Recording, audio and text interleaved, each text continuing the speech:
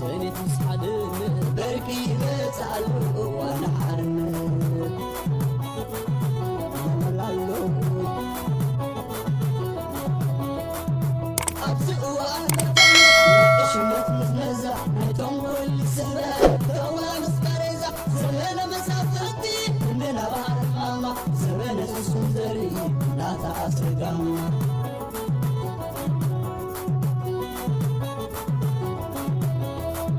زمن يهودا بالتأبيد نقوليا درباب وانجف ومسلم خياري زمن توهاي سنة تسحدن بركي بتعلو وانا حرن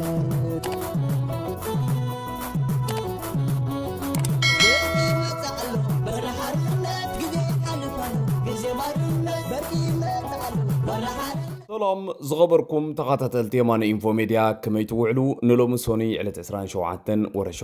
2026 كم تلمود زتفلالي وانا ويان حاصر تزعباتاتن زيناتاتن حيزلكم متيلخو كتالكم يعدم كبرات تخاطتلتي نزا چانلنا نمعباي توم حدست زخونكم سابسكرايب كبرو توم زغبركم كا شير لايك كومنت مغباراي تحمقون دابلكو نابتي ناي حجز مدبات كسغركم بقدام نتقرب لكم كبرات تخاطتلتي ابز سومن زلو كوينات مچم ريخم لكم ازي اب دنب فتحي اغاطيمو زلو نغرات سومن غون نغدفو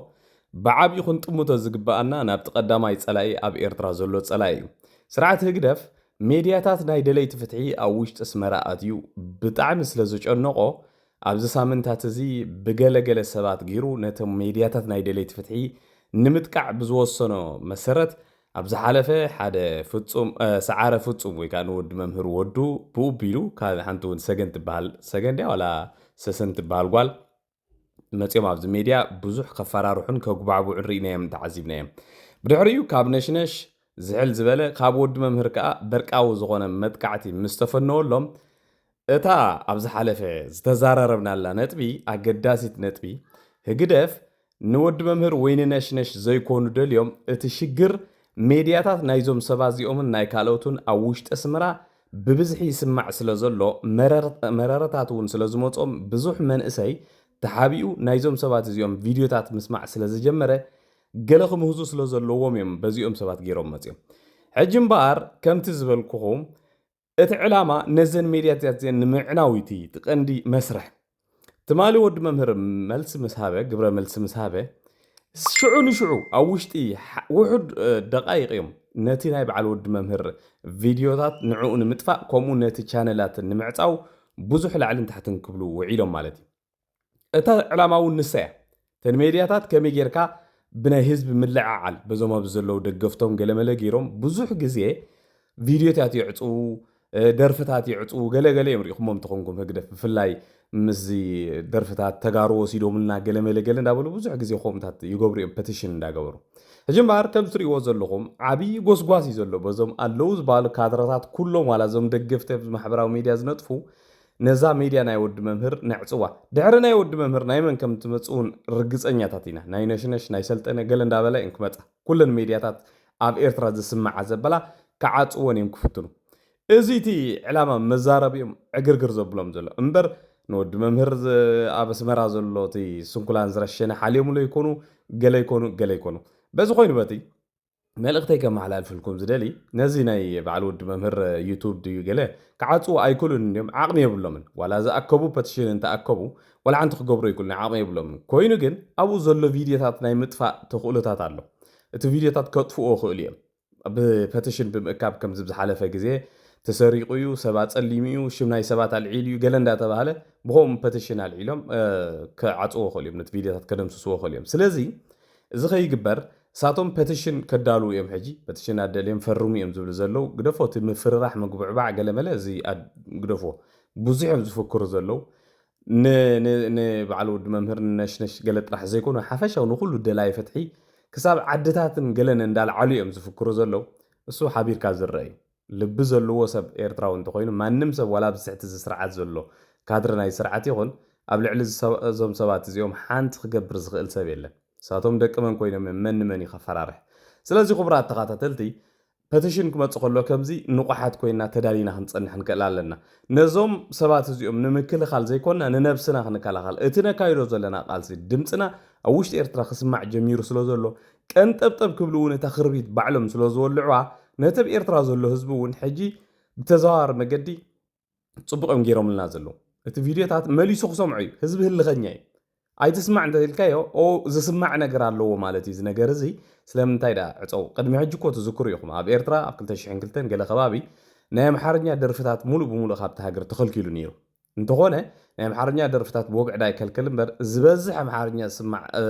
ሙዚቃ ዝስማዕ ነበረ ናይ ኣምሓርኛ ሙዚቃ እዩ ብዝተፈላለየ ኣብ ዕፁው ገዛ ድዩ ባራት ድዩ ገለ ከለ ማለት እዩ ብጀካ ኣብቲ ኣብ ውትድርና ቦታ ኣብ ገለ ብትሶም ቋፀፅርዎ ዝኽእሉ ስለዚ ክቡራት ተኸታተልቲ ከምዚ ዝኸይድ ዘሎ እዚ ናይ ሜድያ ነገር እዚ ኣብዚ ንገብሮ ዘለና ነንሕድሕድካ ምብልላዕ ምትኹኻይ ገለ መለ ገዲፍና ኣብቲ ቀዳማይ ፀላኢ ኣብኡ ዘሎ ነገር እንተተኮርና ዝሓሸ ኮይኑ ይስማዓኒ ካልእ ምስኡ ዝተተሓዘ ድማ ክቡራት ተኸታተልቲ ናቱ መቐፀልታ ናይ ዝሕጂ ክገልፀልኩም ዝፀናሕኹ ነዞም ኣብ ኤርትራ ዘለዉ ስነ ጥበበኛታት ኣይትንቆፉና በቃ ምንቃፍሳ ኣየድልየናን እዩ ምክንያቱ ኣብ ኤርትራ እንታይ ተለሚዱ መሲልኩም በቲ ናይ ህግደፍ ናይ ባህሊን ገለን ዝበሃል ኣሎ ነቶም ስነ ጥበባውያን ጋይድ ዝገብሮም ማለት እዩ በቃ መብዛሕትኦም ንፕሮፓጋንዳ እዩ ዝጥቀመሎም ፅልኢ ቅርሕንቲ ገለመለ ንኽምህሩ ናይ ኤርትራ ስነ ጥበብ ፊልምታት ኣይትበል ደርፍታት ኣይትበል ብፍላይ ድሕሪ 1998 ብምሉኡ በቲ ናይቲ ስርዓት ኣተሓሳስባ ገለ ዝተሃየሰ እዩ ማለት ብዝተቀየሰ ማለት እዩ ወላ ዓንቲ ካልእ ነገር ከፍሪ ይክእሉን እዮም ንህዝቢ ከቀራረብ ዝኽእል ጥዑይ ዝኾነ ስራሓት ገለ ከምኡ ከፍሪ ይክእሉን እዮም ብምሉእ ፊልምታት ደርፍታት ገለ እንተሪኢኹሞ ናይ ፈኸራ ናይ ፅልኢ ናይ ገለመለ ከምኡ እዩ ሕጂ ንሱ ኮነ ተባሂሉ መሳርሒ ናይቲ ስርዓት ተባሂሉ ዝግበር ነገር እዩ ሕጂ ክሪቲክስ ክመፁ ከሎ ወይ ከዓ ብስነ ጥበባዊ መገዲ ከምዚ ወዲ መምህር ገይሩ ዝህይሶም ክህየሱ ከለዉ ብጣዕሚ ይፀላዕላዕ ዝብሎም ይፈልጥዮም ከዓ ንህዝቢ ክኸውን ዝኽእል ንህዝቢ ክውክል ዝኽእል ስርዓት ከም ዘይሰርሑ ሕጂ መቐፀልታ ናቱ ከዓ ሓደ ኮሜድያን ኣሎ ዳዊት እዮብ ዝበሃል ኣነ እኮ ሓቂ ዘረባ እዚ ኮሜድያን እዚ ደስ ይብለኒ እዩ ኮሜዲ ዝሰርሖ ሓደ ዝገብሮ ፋውል ኣሎ ጌጋታት ኣሎ ዝገብሮ ንሱ ማለት ካብቲ ሕብረተሰብ ወፃኢ ዝኾነ ነገር ግን ንፉዕ ኮሜድያን እዩ እንተኾነ ግን ንሱ እውን ሕጂ ርኢኻ መቐፀልታ ናይቲ ኣብ ውሽጢ ኣስመራ ዝስማዕ ዘሎ ነገራት እዚ ሜድያታት ናይ ካብ ደገ ናብ ውሽጢ ዓዲ ምእታው ስለ ዝጀመረ ኣይትንቆፍና ዝብል ቪድዮ ከዓ ሕጂ ፈንዩሎ እሱ ብዙሕ ኢንተርቪው ኣይገብርኒ ተወዲ ግን ሕጂ ከዓ ንሳኻ ፈንዩሎ ማለት እዩ ትማል እውን እቲ ንወዲ መምህር ወዱ ሰዓረ ዝበሃል ሰሚዕኹሞ እንትኾንኩም እንታይ ዝብል ህዝቢ ብእዝኑ ክትሕዞ ይትኽእልን ኢኻ ኣብ ኣስመራስ ብዙሕ ቪድዮታት ኣብ ድኳናት ይሽየጥ ኣሎ ቲክቶክ ቪድዮታት ኣብ ድኳናት ይሽየጥ ኣሎ ቴንክዩ በቃ እሱ ኢና ዝበልናዮ ማለት እዩ ስለዚ ሕጂ እውን እሱ መቐፀልቱ እዩ እዛ ቪድዮ እዚኣ ካ ስምዑ ኢኹም ኣይትንቆፍና በቃ ብጣዕሚ ዝገርም ነገር እዩ እንታይ መስለካ ንድሰርሑ ይሓወልቲ ተገይሩሎ እምበር ንነቓፋይ ሓወልቲ ተገብረሉ ርየ ይፈልጥ ድያ ሕጂ ኣነ ኣብኡ ይኮንኩን ትዘረባ የድ ማለት ብሓፈሽኡ ግን ስነ ጥበብ ናይ ዓድና ይንቀፍ ዘይኮነ ይድገፍ ኣብ ኩሉ ቁርናዕ ስነ ጥበብ ዘሎ ናይ ዓድና ይንቀፍ ዘይኮነስ ይድገፍ እዩ ዝድገፈሉ እዋን በባላና ጌርና ንድግፈሉ እዩ ኣነ ሕማቅ ክኸውን ይኽእል ዘይሐጉሰካ ስራሕ እውን ክሰርሕ ይኽእል ሰብ ምዃነይ ግን ኣይትረስዕ መልኣኽ ኣይኮንኩን ኣብ ድሌትካ እንታይ ሓሳብካ እንታይ እናፈለጥኩ ንኩላካ ገለ ከእንግደካ ኣይክእልን እየ ኣነ ሰብ ምዃነ እዩ ሕጂ እንተዋሓድኩ ግን ሰብ እንተዋሓደካ ጥበብ ናይ ኤርትራ ሒዘ ይኸይድ ኣለሁ بعقمي مالتي قدو فهم تم عبيت دي كونكوس بعقمي قل سلي يبل الله سو سب مقاني كيرس عها أنا زعب يلو من قدي تسنت ورني هاجرنا زعب يلو من قدي مفتر ناي كلها أنا حلافة أبزي أحمد أكارني دي بحول سمو نتيجة سرح سرح بحنات زخونة أجاب بريئتوتات مورالو زي تنكف امزي كان أي جزء خمل لسه كمتان تسد تنزل برا جيجاتات أريمكا ختمت الله سرح لي حاسب كان زول غاسبات حجي تركبها كم يكون كمان ده يسرح ቀፂለ ዘቕርበልኩም ክቡራት ተኸታተልቲ እዚ ቪድዮ እዚ ናይ ኤአይ ቪድዮ ከይመስለኩም እዚ ትሪእዎ ዘለኹም ህዝቢ ኣብ ከተማ ኣስመራ ከይመስለኩም እዚአን ኣዴታት ኤርትራውያን ደቂ ኣንስትዮ ኤርትራውያን ኣብ ከተማ ካምፓላ ኡጋንዳ እየን እዚ ክትኣምኑ ዘፀግም ኣነ ንባዕለይ ክሳብ ድሓር ቼክ ክሳብ ዝገብር ከም ትሪእዎ ዘለኹም በዓል ነሽነሽውን ኣረጋጊፆም ኤአይ ከም ዘይኮነ ኤዲት ከም ዘይኮነ ኣብ ካምፓላ ከም ዝኾነ ኣረጋጊፆም ዘምፅዎ ዜና እዩ ኣነ ብጣዕሚ እየ ሰንቢደ ኣብ ውሽጢ ኣስመራ ክሳብ ሎሚ ዋላ ኣብቲ ህዝቢ ከይወፅእ ከሎ ገለ ከምዚ ዓይነት ቪድዮ ርኤ ኣይፈልጥኒ ክንዲ ዝበዝሕ ዘለዎ ሰብ ኣብ ኣብያተ ክርስቲያናት ርኤ ኣይፈልጥና በስመራ ሕጂ ግን ከተማ ኣስመራ እንታይ ትመስል ኣላ ብሰዓት እዚ ኣብ ዝኾነ ዕሙር ናይ ሰንበት መዓልቲ ኣብ ቤተ ክርስቲያናት ዝውዕል ሰብ እዚ ሰብ እዚ ደሪፍ ዘሎ ኣብ ኡጋንዳ ዝበሃል ዓዲ ጎረቤት ሃገር እኳ ዘይኮነ ክንዲዚ ዝኣክል ኣዴታት ክንዲዚአን ዝኣኽላ ኣዴታት ክንዲዚአን ዝኣኽላ ደቂ ኣንስትዮ ተሰዲደን እንድሕር ኣለዋሲ እታ ኤርትራ እንታይ ተሪፍዋ ዘሎ እንታይ እያ ትኸውን ዘላ ተዓዲ ንምእማኑ ዘፀግም ቪድዮ እዩ ብጣዕሚ ዝገርም ሕጂ ደቂ ኣንስትዮን ኣዴታትን ጥራሕ ኢና ንርኢ ዘለና ኣብዚ ማለት እዩ መንእሰያት ኣብ ዝሓለፉ እዋን ርኤኩም ነይረ ክንደይ ዝኣኽሉ መንእሰያት ኣብ ኡጋንዳ ከም ዘለዉ ሕጂ ብዙሕ ግዜ ኣብ ኡጋንዳ ጥራሕ ሰብታ ካምፓላ ጥራሕ ልዕሊ 75,000 ኤርትራውያን ከም ዘለዉ ብዝቐረባ ግዜ እቶም ምዝጉባት ጥራሕ ፀብፃብ ገለ ወፂ ነይሩ ኣብኡ ክንዛረብ ከለና ገለ ዘይኣምኑና ሰባት ኣለዉ ከምዚ ፕሮፓጋንዳ ንፍርራሕ ትገብር ዘላ እዚ ግን ርእይዎ እዚ ቁፅሪ እዚ ክኸውን ኣይክእልን ኢልኩም ዝትግምቱ ክንደይ ሰብ ይኸና ኣብ ቤተክርስትያን ዘይመ እዚ ኣብ ሓንቲ ሰንበት ኣብ ቤተክርስትያን ዝተኣከበ ሰብ እዩ ዘስደምም እዩ ናይዚ ሃገር እዚኣ ጉዳይ የተሓሳስብ እዩ እዚ ኩሉ ብዚ ዘሎ ሰብ ትሪእዎ ዘለኹም ዘን ኩለን ደቂ ኣንስትዮ ኣዴታት ብሙለን ናብ ኤርትራ ዝምለሳ ኮይኑ ዶ ይስማዓኩም እዘን ኩለን ኣዴታት ከፍሪኦም ዝግበአን መንእሰያት ክወልድኦም ዝግበአን ቆልዑ ኣብ ኤርትራ ነታ ሃገር ተረከብቲ ኮነ ዝግበኦም ቆልዑ ከወልድኦም ወሊደን ናብ ዓዲ ዝምለሱ ዶ ይመስለኩም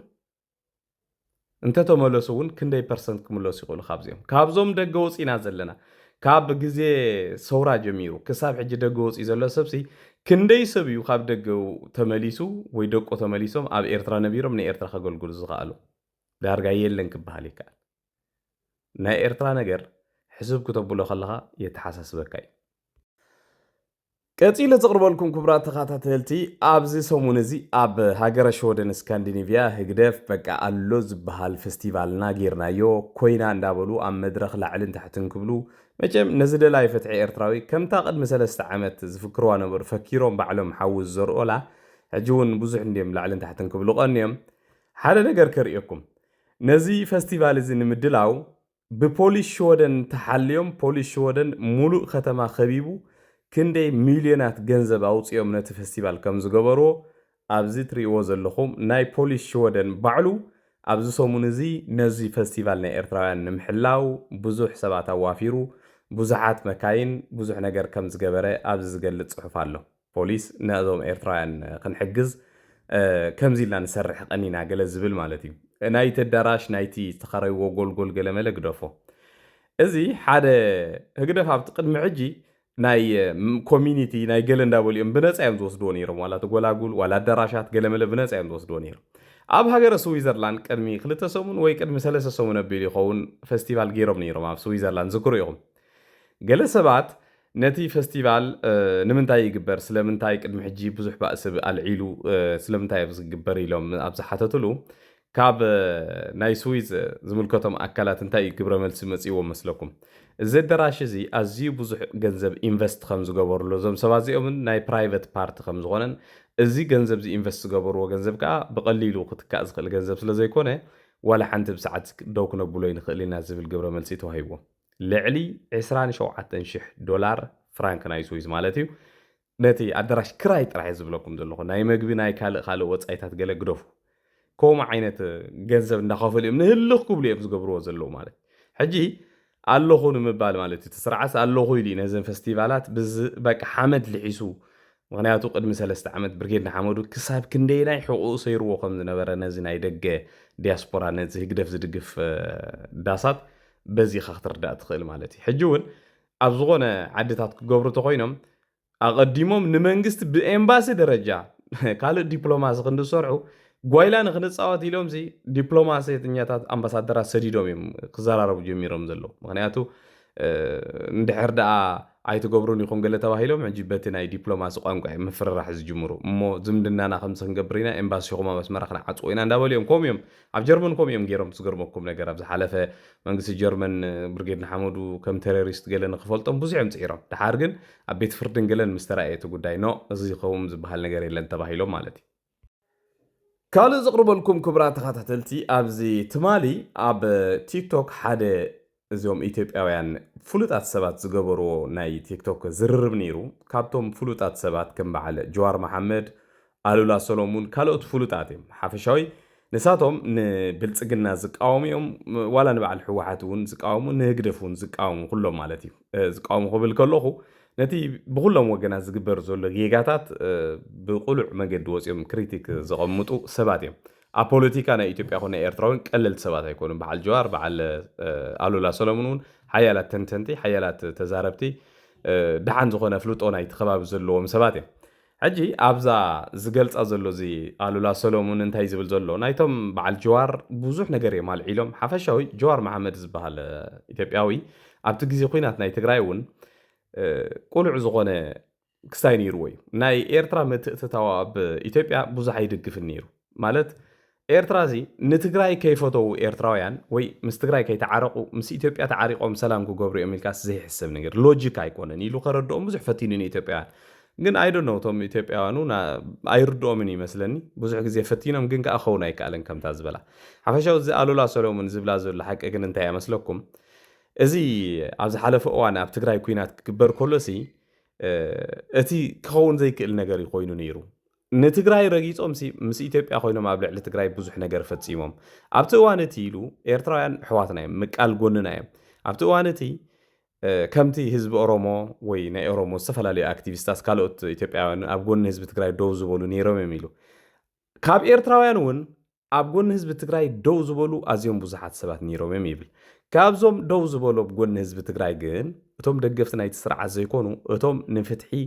ካብ ሃገሮም እውን ተባሪሮም ደገ ወፂኦም ናብታ ዝፈትዋ ሃገር እውን ዋላ ረይሶኦም ከማን ከኣቱ ዘይፍቀደሎም ደለይቲ ፍትሒ ኤርትራውያን ኣብ ጎኒ ህዝቢ ትግራይ ደው ኢሎም ተቃሊሶም እዮም ዝብል ሕጂ እውን ይብል ኢትዮጵያ ነዞም ሰባት እዚኦም ኣፍሉጦ ሂባ ብግቡእ ሳፖርት ክትገብሮም ክትክእል ኣለዋ ዝብል ግቡእ ዝኾነ ነጥቢ ይቐሚጡ ብጣዕሚ ንጹር ነጥቢ ኢትዮጵያውያን ኩሉ ግዜ ፌይል ዝገብርዎ ነገር እንድሕር ኣሎ ኮይኑ ጉዳይ ኤርትራ ሲሪየስ ዘይመሓዞም እዩ ኣብ ታሪክ ብዙሕ ግዜ ብዙሓት ናይ ኢትዮጵያ ናይ ቀደም ምሁራት ናይ ቀደም ጀነራላት ገለ ዝነበሩ ዝፀሓፍዎ መጻሕፍቲ ገለ እንተሪኢኹሞ መብዛሕትኦም እንታይ እዮም ዝብሉ መስለካ ትጌጋ ድሕር ክንደይ ዓመታት እዩ ዝርድኦም ዋላ ካብ ሃይለ ስላሴ ጀሚርካ ደርጊ ጀሚርካ ናይ ኤርትራ ጉዳይ ካብ ቀደም ኣትሒዙ ሲሪየስ ተታሒዙ ግቡእ ዝኾነ ኣተሓሕዛ ተገይሩ ተዝኸውን ነይሩ ኣብ ልዕሊ ህዝቢ ኤርትራ ዝግበር ዝነበረ ነገራት ማለተይ ትጌጋታት ፍጸም ነበረ ብሓይሊ ጌርካ ናይ ምዕምጻጽ ገለ ዝግበር ነበረ እሱ እንተዘይኸውን ነይሩ እዚ ኩሉ ሽግር ኣይምረኸብናን እዚ ኩሉ ነገር እውን ኣይምተፈጥረን ዝብል ብዙሕ ግዜ ነጥቢ ይቐምጡ እዮም ሕጂ እውን ኣብ ኢትዮጵያ ዘሎ መንግስቲ ሕጂ ዘሎ ይኹን ዋላ ብሕጂ ዝመጽእ ይኹን ጉዳይ ናይ ኤርትራ ክሊር ዝኾነ ንላዕላውነትን ነቲ ናይቲ ህዝቢ ድሌትን ዘይጥሕስ መገዲ ንኤርትራውያን ተቃለስቲ ንኤርትራውያን ደለይቲ ፍትሒ ብጉባእ ኣገባብ ደጊፎም ሃገሮም ሰላም ንክገብሩ ሕገ መንግስቲ ንክትኽሉ እንተዘይደጊፎሞም በዚ ከምዚ ስኢልካ በቃ ናይ ስስዕ ዓይነት መገዲ ዝዕረ ኮይኑ ኣይስማዕነን ብዝኾነ እታ ንእሽተይ ቪድዮ ላ ናይ ኣሉላ ሰሎሞን ብቋንቋ ኣምሓርኛ ከምኡ እዩ ዝብል ዘሎ እሳ ኣብዚኣ ከቕርበልኩም እየ ግን ፅቡቕ ተበግሶ እዩ ዝወስድዎ ዘለው ፅቡቕ እዩ እቶም ኢትዮጵያውያኑ ይሰምዖም እዮም ተሰማዕቲ ሰባት እዮም እንታይ ከም ይብሉ ከም ዘለው ብዛዕባ ኤርትራ እውን ብዙሕ ክግንዘቡ ክእሉ እዮም ዝብል እምነት ኣለኒ ናብታ ቪድዮ ኤርትራ በሚመለከት ሳነሳ ጀዋርም ኤርትራ ህዝብና የኤርትራ ለወደፊት ሊኖረን የሚችል ጉርብትና ዝም ብዬ በደንብ ሀሳቡ እየጠራረኩት አድርገው ወስዶታል ነው አይደለም ኤርትራ ህዝብ እኮ ከማንም በላይ የትግራይ ህዝብ ወገናቸው በቋንቋም በባህልም በወንድም እንዲያውም ጀዋር በተደጋጋሚ ከትግራይ ጋር ሰላም ያላወረደ ኤርትራ ከኢትዮጵያ ጋር ሰላም ሊሆን አይችልም ያልከው ሁሌ ነው ተለመነው አድማ ያማረው በጣም ከኤርትራውያን ጋር መስራት አለብን እንዲያውም በዚህ በጀነሳይዳል ጦርነቱ ፕሮባብሊ ከኦሮሞ ቀጥሎ ከጎናችን የቆሙ ኤርትራውያን ነበሩ ግን ኤርትራ የሻዕቢያ ደጋፊዎች አይደሉም ሻዕቢያዎች አይደሉም ነፃነት ፍትህ የሚፈልጉ አገራቸውን ጥለው የተሰደዱ አይደለም በህይወታቸው ሬሳቸው ወደ አገራቸው መግባት የማይችል በፖለቲካ አቋማቸው ምክንያት ኤርትራውያን ከነዚህ ጋር እንሰራለን ከሻዕቢያ ጋር ግን ምንድነው እየሆነ ያለው ካልከኝ ሻዕቢያ ኢትዮጵያን ተጣቆ ቅድም ያልከው የኢኮኖሚ ግንኙነት አይደለም የሚፈልገው በነገራችን ላይ ኢትዮጵያ ጋር ተጣብቃ መክበር ይቻላል ነው የሚለው ኢትዮጵያ ደግሞ ከፍ እንዳትል በማድረግ ይሄ ፍልስፍና በጣም አደገኛ ነው ሰው ከዚህ እንድታየው ነው የሻዕቢያን ጉዳይ ነው ያነሳል ወንድሜ ለትንግርቱ ያነሳለ ትንግርቱ ማድረስ ያደርገዋል ጽምዶ ውስጥም ሻዕቢያ ሲገባ የበፊቶቹንም የአሁኑ የቅርቡንም ወንጀል ለማጠብ ነው አንዱ እንደ ስልት እየገባበት ያለው። ይሄ ስል በግምት በሃይፖቴሲስ አይደለም። መጀመሪያ ህወሓቶች ምን አደረጋቸው መሰለ? በተለይ ትግራይ የቀሩት እየወጡ ሻዕቢያ እኮ እንዲህ ያደረገን ትግራይ ውስጥ ገብቶ እኛ ከአሁን በፊት እኮ እንዲህ አድርገናል ወደ ማለት ነው ያስገባቸው። ኢማጅን እነሱ አንድ ሲጀመር ኢትዮጵያና ኤርትራን የተዋጉት በባድመ በምናምን እንደምታውቁት አዚፍ ትግራዋይ ኤርትራዊን እንደጎዳና ኤርትራውያን ተመልሰው ሻዕቢያዎች እንደዛ ማድረጋቸው ፍትሐዊ እንደሆነ አድርገው ነው ሲያቀርቡ የነበሩት። በጣም ትደነግጣለህ። ይሄ የወንጀል አጠባ ስልት ነው። ከሻዕቢያ ምንድን ነው እያደረገ ያለው? ኢትዮጵያ እያዳከመ ነው። የፓራሳይት ስትራቴጂውን እያሳካ ነው፣ ተጣብቆ የመመጥመጥ ከዛ ደግሞ በተለያዩ ወቅቶች የፈጸማቸው ወንጀሎች ነፃ የማውጣት ራሱን ነፃ የማውጣት ስራ ነው እየሰራ ያለው። ከዛ ደግሞ ፈቀቅ ብለው እንዲሄዱ አይፈልጋቸውም። ልክ ራሱ ኢሳያስ የተናገረው አንድ ንግግር አለ። ከግብፅ ጋር በተያያዘ ግብጾች ትግሉን ጨርሰን አገር እንድንሆን አይፈልጉም ነበር አለ። ልክ ነው። ምክንያቱም አገር ከሆኑና ኢትዮጵያም እሺ ሂዱ ብለው ከፈቀዱላቸው ከዛ በኋላ ሰላም ይወርዳል ነው። በቀጣይነት ኢትዮጵያን የምትጎጠጉጥና የምታቆስል ኤርትራ እንጂ የነፃነት ጥያቄው የተመለሰለት የኤርትራ ህዝብ ካልእ ዘቕርበልኩም ክቡራት ተኸታተልቲ ኩናት ሱዳን እዚ ናይ ኩናት ሓድሕድ ማለት እዩ ዳርጋ ናብ ሓደ ወታደራዊ ሚዛን ገጹ እንዳዛዘወ ዝኸደሉ ዘሎ ኩነታት እንዳተፈጥረ ይመጽእ ኣሎ ዝመስል ሰራዊት ሱዳን ንብዙሕ ከባቢታት ኮርዶፋን እዚ ካብ ካርቱማት ሒዝካ ክሳብ ኮርዶፋን ዘሎ ብዙሕ መገድታት ወይ ከዓ እዚ ሃይወይ መገድታት ብሙሉ ከም ተቆጻጸሮ ዝሓለፈ ሳምንታት ብወግዕ ሓቢሩ ኣሎ። ትማሊ ኣዝየን ብዙሓት ከተማታት ኣብቲ መስመር ዝነበራ ከም ዝሓዘውን ይሕበር ኣሎ። ናይ RSF ሰራዊት ብዙሓት ካብኣቶም ናብ ሊብያ ናብ ቻድ ከምኡውን ናብ ኢትዮጵያ ይሰግሩ ከም ዘለውን ይነገር ኣሎ። በዚ መሰረት ጀነራል አልቡርሃን ንብሙሉኦም ሓይልታት ሱዳን ኣብቲ ብሃገር ደረጃ ማለት እዩ ካብ ጫፍ ናብ ጫፍ ኣብ ልዕሊ ሰራዊት ናይ RSF ወሳነ ዝኾነ ስጉምቲ ብምውሳድ ሓደ ናይ መወዳእታ ሃገራዊ ዓወት ንምእዋጅ ትእዛዝ ኣመሓላሊፉ ኣሎ። እዚ እንድሕር ኮይኑ ሱዳን ብተዛማዲ መግዲ ናብ ተረጋግእ ኩነታት ክትመጽእ ትኽእል እያ ዝብል ተስፋታት እኳ እንተሎ እቲ ሽግር ኮይኑ ዝዓበየ ሽግር ኮይኑ ዘሎ ሕጂ ግን ኣብ መጀመርታ አልቡርሃን ብናቱ ሓይሊ ናቱ ጥርናፈ ገይሩ ዝዋጋእ ነይሩ። ብድሕሪኡ ግን ዝተፈላለዩ እስላማዊ ጥርኑፋት እዞም እስላሚክ ብራዘርሁድ ዝበሃሉ ዝተፈላለዩ እዮም ጋ ሓደ ዓይነት ኣይኮኑን። ብዙሓት ጉጅለታት ኣብ መንጎ ብምእታው ምስኦም ኣልያንስ ብምፍጣር እዩ ዝሓይሊ ዝፈጢርዎ። እሳቶም ግን ኦረዲ ገና እቲ ዓወት ከይተረጋገጸ ከሎ ኣብ ውሽጢ ዳርጋ ነቲ ናይ አልቡርሃን ሓይሊ እውን ክወዳደርዎን ብዙሕ ኣብቲ ውሽጢ እውን ማለተይ ክገማምዕዎን ጀሚሮም ኣለዉ። እዚ እውን ሓደ ካብቲ ንአልቡርሃን ጥራሕ ዘይኮነ ንማሕበረሰብ ዓለም እውን ዘይሕጎሶም ብፍላይ ከም በዓል ኣሜሪካ ዝበለ ሃገራት ድሮ እውን ኣብ ልዕሊ ገሊኦም ናይቶም ጉጅለታት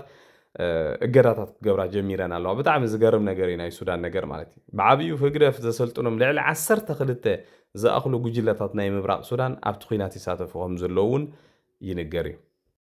ኣብ መወዳእታ ዘቕርበልኩም ድማ ክቡራት ተኸታተልቲ ንህግደፍ ኩሉ ግዜ ዘይተሐጉሶም ሓንቲ ነገር ኣላ። እዚ ወታደራዊ ምትሕብባር ናይ ኢትዮጵያን ናይ ኣሜሪካን ደሳይ ትብሎም እያ። እዚ ከዓ ነዊሕ ዓመታት ካብ ግዜ ሃይለ ስላሴ ኣትሒዙ ዝነበረ ምናልባት ኣብ ግዜ ደርጊ ግን ተቋሪፁ ዝነበረ ወታደራዊ ምትሕብባር ኣለዎም። እዚ ጀነራል እዚ ትዝክርዎ ኢኹም ብዙሕ ግዜ ናብ ኢትዮጵያ ዝበፅሕ ቅድሚ ገለ ኣዋርሒ እውን 2-3 ግዜ ብኣድራጋ በፂሑ ነይሩ። እዚ ጀነራል ዳክሽን ኣንደርሰን ዝበሃል ናይ ኢትዮጵያ ናይ ኣሜሪካ ኣብ ቀርኒ ኣፍሪካ ሓፈሻዊ ኣፍሪካ ዘሎ ኣፍኮም ግለ ዝበሃል ናይ ኣሜሪካ ወታደራት ላዕለዋይ ጀነራል እዩ። ሕጂ እውን ናብ ኢትዮጵያ ብምብፃሕ ምስ ላዕለዎት ወታደራውያን መራሕቲ ናይ ኢትዮጵያ ዘተ ከም ዝገበረ ብዛዕባ ናይ ቀይሕ ባሕሪ ሴኪሪቲ ናይ ቀርኒ ኣፍሪካ ሓፈሻዊ ኢትዮጵያ ኣብቲ ከባቢ ሓንቲ ዝዓቤት ናይ ፀጥታ ማለት ዝዓቤት ተራ ክትፃወት ትኽእል ሃገር ከም ዝኾነት እዮም ብዙሕ ግዜ ዘቕርቧ። እዚኣ ከዓ ንግብፂ ይኹን ንህግደፍ ብዙሕ ኣይተሐጉሶምን እያ። ሕጂ ኣብዚ ቀረባ መዓልትታት ብግብፂ ዝእለ ብዙሕ ላዕልን ታሕትን ይግበር ኣሎ ብዛዕባ ናይ ቀይሕ ባሕሪ ብዛዕባ ናይ ናይል ገለ ብዙሕ ፈኸራታት እዩ ዘሎ። ሕጂ እቲ ናይ ኣሜሪካ ነገር ኣይርዳእካን እንድዩ ምስ ኢትዮጵያ ፅቡቕ ዝምድና እዩ ዘለዎም፣ ምስ ግብፂ ከዓ ዝበለፀ ዝምድና ኣለዎም። ሕጂ እዚ ነገራት እዚ እንድሕር ኮይኑ ከመይ እዮም ክገብሩ ዝኽእሉ? ሕጂ እንድሕር ተረዲእናዮ እንታይ እዮም ዝገብሩ መስለኩም? ግብፃውያን ብቐጥታ ምስ ኢትዮጵያ ኮንፈረንት ክገብሩ ይክእሉን እዮም። ዋላ ሓደ ዶባት የብሎምን ኮንፈረንት ክገብሩ ዝኽእሉ ኩሉ ግዜ ግብፃውያን ብፕሮክሲ ብድሕሪት ብተዘዋዋሪ መገዲ ገይሮም እዮም ምስ ኢትዮጵያ ክዋግኡ ዝደልዩ እዚኣ እንተ ክገብር ንመን እዮም ዝልእኹ ንህግደፍ ህግደፍ ከዓ ብቐጥታ ናብ ኢትዮጵያ ኩናት ክጅምር ኣይክእልን እዩ እዚ እንዳረኣየ እዚ ከምዚ ዓይነት ወታደራዊ ምትሕብባር ምስ ኣሜሪካ እንዳረኣየ ብቐጥታ ክገብር ኣይክእልን እዩ ምክንያቱ ክመውፅእ ዝኽእል ነገር ፍሉጥ እዩ ሕጂ ህግደፍ እንታይ እታ ሓንቲ ክገብራ ዝኽእል ኣብ እቲ ከባቢ ሰላም ንኸይሰፍን ከም በዓል ኢትዮጵያ ዝበለ ሃገራት ከዓ ኩሉ ግዜ እቶም መንግስታት ስቴብል መንታን ከይኮኑ ንኣሽቱ ተቃወምቲ ናይቲ ውሽጢ ዓዲ እንዳሰልጠነ ብውሽጢ ናብኡ ምእታው ዕግርግር ምፍጣር ኣብቲ ሃገር እዩ እቲ ቀንዲ ስራሕ ናይ ህግደፍ ካብ ቀደም ካብ ግዜ ደርጊ ትሒዙ ይሰርሕሉ ባይዘወይ ሕጂ እውን ንሕወሓት ከም ሓደ ንእሽተይ ተቃዋሚ ውድብ ገይሩ ብኡ ቢሉ ኩናት ንምፍጣር ዝገብሮ ዘሎ ምድላው በዚ ኮይኑ በቲ ግን ሕወሓት እውን ነዛ ነገር እዚኣ ፀቢቆም ስለ ዝፈልጥዋ ተጠንቂቆም እዮም ዝሕዝዋ ምክንያቱ ናይ ኣሜሪካ መንግስቲ ቅድሚ ሕጂ ኣብቲ ሕወሓት ናብ ኣዲስ ኣበባ ገጾም ገዝጊሶምሉ ዝነበሩ እንታይ ዓይነት ሽግራት ከም ዘጋጠሞም ዲፕሎማስያዊ ይኹን ወታደራዊ ይኹን ባዕሎም ፈልጥዋ እዮም ኣብዚ ሕጂ እውን ቀንዲ መንግስቲ ኣሜሪካ ክሳብ እዚ ዝሓለፈ ሳምንታት ኣምባሳደር ናይ ኣሜሪካ ብመቐለ መፅዩ ብዙሕ ግዜ መጠንቀቕታታት ዝህቦም እዚኣ እውን ክትከውን ትኽእል ነገር ኣይመስለንን ስለዚ ህግደፍ ይኹን ሕወሓት ኣብ ልዕሊ ኢትዮጵያ ኩናት ክጅምሩሉ ዝኽእሉ መገዲ ብዙሕ ዘሎ ኮይኑ ይስምዓንን እንተኾነ ግን እቲ ግጭት ክፍጠር ይኽእል እዩ ኣብቲ ዶባት ብዝተፈላለየ መገዲ በዞም ሕጡቃት ዘለዎ ናይ ኣምሓራ ድዮም ገለ ድዮም ገለ ገይሩ ክፍጠር ይኽእል እዩ ተኽእሎታት ኣሎ ኢትዮጵያ እውን ባዕላ ናይ ምኽባር ሕጊ ዝብል ስጉምቲ ገለ ዝብል ከምቲ ናይ ቅድሚ ሕጂ ዝነበረ ጌራ ክትገብሮ ተኽእሎታት እውን ኣሎ ስለዚ እዚ ናይ ሎም መዓንቲ ርክብ እውን ኣብ ትዊተር ብዙሕ ጫውጫው የብሎም ኣሎ ብፍላይ ነዞም ናይ ህግደፍ በዓል የማነ ቻርሊ ገለመደ ብዙሕ ይዛረቡ ኣለዉ እንተኾነ ግን ከምቲ ልሙድ እዩ ወላ ሓንቲ ፍሉይ ነገር የብሉን ዝኸበርኩም ሰማዕቲ ንልኡሚ ናይ ምሸት ኣዳልየልኩም ዝነበርኩ መደባት ነዚ ዝመስል ኣብ ዝቕፅል መደብና ክሳብ ንራኸብ ድሓና ምስ እዩ